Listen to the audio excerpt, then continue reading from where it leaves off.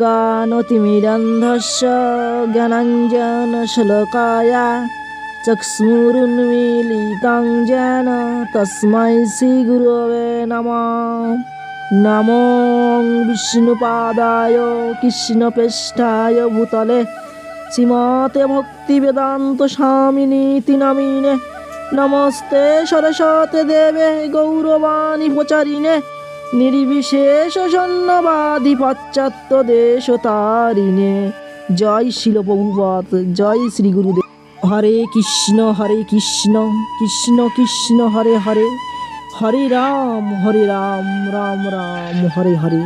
হরে কৃষ্ণ ভক্তবৃন্দ, আজ আমরা আমাদের এই ভক্তিপথ চ্যানেলে জানব আমাদের মধ্যে কোন গুণগুলি থাকলে ভগবান আমাদেরকে পছন্দ করেন। শ্রী শ্রী ভগবান শ্রীকৃষ্ণ নিজেই সেই কথা ভগবদ্গীতায় বলেছেন। তিনি বলছেন, যার থেকে কেউ উদ্বেগ প্রাপ্ত হয় না, যিনি কারো দ্বারা উদ্বেগ প্রাপ্ত হন না, এবং যিনি হর্ষ, ক্রোধ, ভয় ও উদ্বেগ থেকে মুক্ত, অর্থাৎ তিনি ভক্তের এই গুণগুলিকে পছন্দ করেন। তিনি আরও বলছেন, ভক্ত কখনোই কারো দুঃখ, উৎকণ্ঠা ও ভয় অথবা অসন্তোষের কারণ হন না। যেহেতু ভক্ত সকলের প্রতি কৃপাপরায়ণ, তাই তিনি কখনোই এমন কাজ করেন না যার ফলে কারো উদ্বেগের সৃষ্টি হতে পারে। তেমনি কেউ যদি ভক্তকে উৎকণ্ঠিত করতে চায়, তাতে তিনি কোনো মতেই বিচলিত হন না। ভগবানের কৃপার ফলে তিনি এমনভাবে অভ্যস্ত যে কোনো রকম বাহিক গোলযোগের দ্বারা তিনি বিচলিত হন না।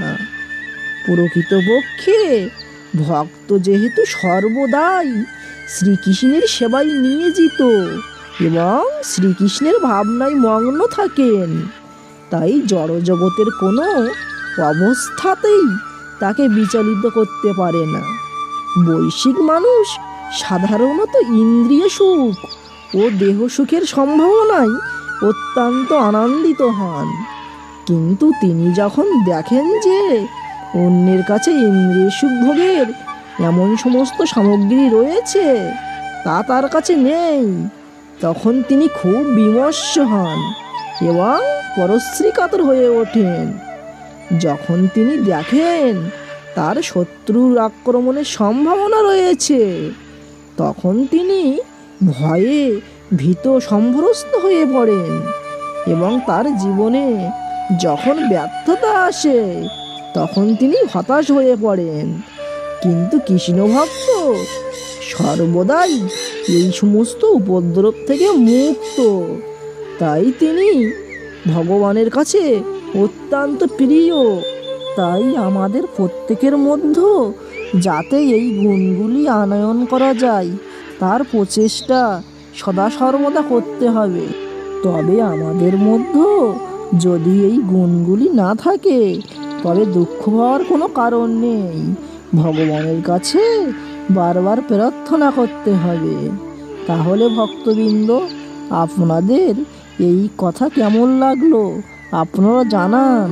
আর আপনাদের যদি এই কথা ভালো লাগে তাহলে আপনারা এই চ্যানেলটি সাবস্ক্রাইব করবেন এবং একটি লাইক করবেন। নমস্কার, হরে কৃষ্ণ।